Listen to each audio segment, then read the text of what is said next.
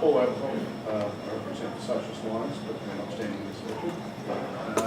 My question relates to specifically ACT government jobs, and that's in relation to the budget consolidation taking place in the federal sphere as affecting Canberra, and also in relation to,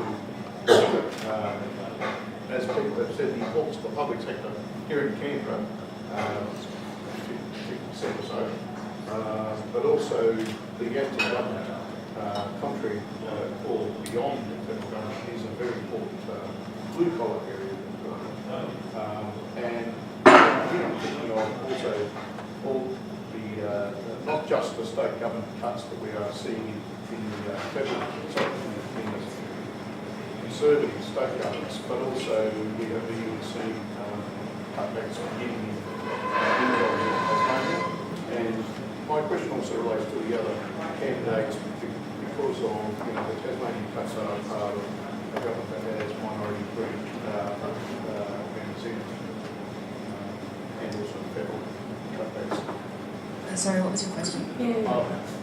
The question relates to: are you going to support ACT government jobs? Are you going to do any fiscal cutbacks in regards to ACT government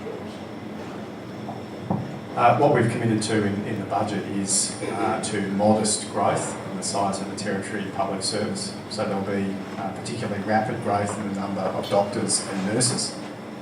There will also be growth in the number of teachers, as we anticipate there'll be more school-aged children. So some of those areas are largely linked to the demand side. So if 20 kids rock up to a school, there's a formula that says an extra teaching position is created. And as we see growth in the city, we will see increases in the number of people we employ in those areas. What we have said though is that we will need to offset some of that increase by making some changes to the structure of government. We've created a shared services area to look after our administration and back of house areas, and we've begun the process of natural attrition of our senior executive service. So we're seeking to gradually reduce as the size of the SES as people retire or as contracts end. And we've been clear in the budget papers around how we will go about that process. But overall, there is a net increase in the number of ACT government employees from year to year, but they are linked particularly to frontline service delivery. So in the last budget, we put up more ambulance officers, more doctors, more nurses, and there were more teaching positions. There were more child protection workers, more therapy assistants. So in areas where there's growing demand for services, we will continue to employ more people. But there are some areas of government that we recognise we can be more efficient in the delivery of services. And so as we move to utilise more technology in government services and have more interaction with government occur online or using smartphones, for example, we recognise that there will be some shifts in our employment. But overall, the ACT Public Service will continue to grow, but at a rate that is sustainable in the context of our budget.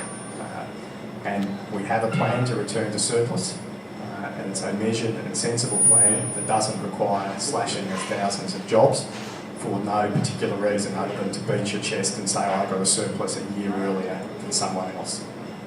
There's no point in that. There's no point in cutting services in order to achieve that outcome when you can do it in a measured and sensible way that enhances the services we deliver to the community. And I repeat the point I made in my earlier presentation, that this level of government, combination of municipal and state level services, it's about service provision.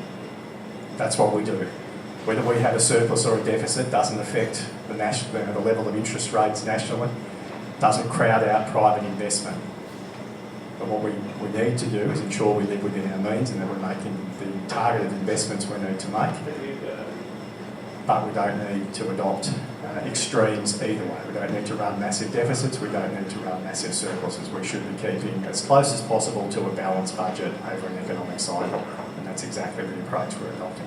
All right, thank you very much. That brings us